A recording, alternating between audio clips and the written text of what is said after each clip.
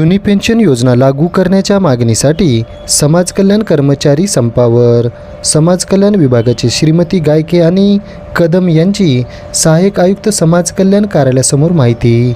याबाबत सविस्तर वृत्त असे की संपूर्ण महाराष्ट्रामध्ये राज्य सरकारी कर्मचारी निमसरकारी कर्मचारी यांनी जुनी पेन्शन योजना लागू करण्याच्या मागणीसाठी बेमुदत संप पुकारला आहे. त्याच अनुषंगाने नांदेड येथील सहाय्यक समाज कल्याण आयुक्त कार्यालयातील कर्मचारी हे आजपासून संपावर गेले आहेत.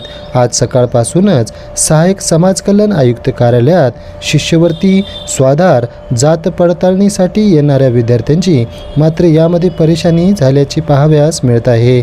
सदरील या संपाबाबत सहाय्यक आयुक्त समाज कल्याण विभागाचे श्रीमती LS गायके यांनी आज गुरुवारी दुपारी 2:30 वाजताच्या दरम्यान आपल्या प्रतिक्रियेद्वारे सदरील या संपाबाबत माहिती दिली आहे. तसेच याच विभागाचे समाज कल्याण निरीक्षक संजय कदम यांनी सुद्धा आपल्या प्रतिक्रियेद्वारे सदरील या बेमुदत संपाबाबत आपली प्रतिक्रिया आज गुरुवारी दुपारी 2:30 वाजताच्या दरम्यान दिली आहे. चला तर मग जाणून घेऊ श्रीमती LS गायके आणि संजय कदम काय म्हणालेत. संपर्क करण्यात येत आहे, काय सांगाल?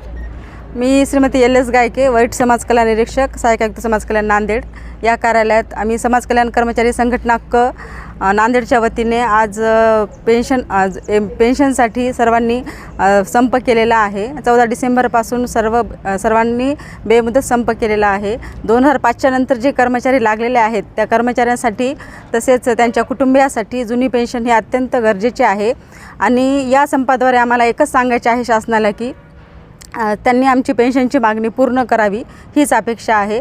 आणि सर्वांचं एकच मागणी आहे की एकच मिशन जुनी पेन्शन, एकच मिशन जुनी पेन्शन. मी श्री संजय कदम, समाज कल्याण निरीक्षक नांदेड. शासकीय कर्मचाऱ्यांची पेन्शन ज्या असक्षम सरकारांनी बंद केलेली आहे ती पुनर्जीवित आता ह्या नवीन शासनाने सुरू करून आपली कार्यकुशलता दाखवावी एवढीच आम्ही सरकाराला विनंती करतो.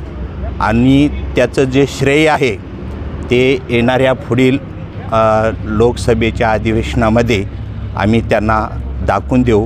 कारण या महाराष्ट्रात 22 लाख कर्मचारी कार्यरत आहेत आणि यांचं 22 म्हणजे केवळ याचा जो पेन्शनचा फायदा आहे ते केवळ आम्हालाच न होता आमच्यासोबत जे परिवार आहेत, फॅमिली आहेत, 2 मुलं आहेत, आईवडील आहेत, म्हणजे यांचं जे श्रेय आहे पुढच्या विलक्षणमध्ये त्यांना × 6 म्हणजे कमीत कमी 22×6 जे आकडा येईल ते बहुमत या सरकाराला मिळणार आहे अशी मी शाश्वती देतो.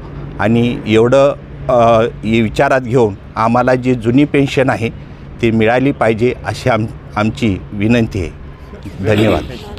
मागणी पूर्ण झाली नाही तर पुढे 100% आम्हाला शाश्वती आहे आणि जर नाही झाली त्याचे परिणाम शासनाला दिसून येतील. धन्यवाद.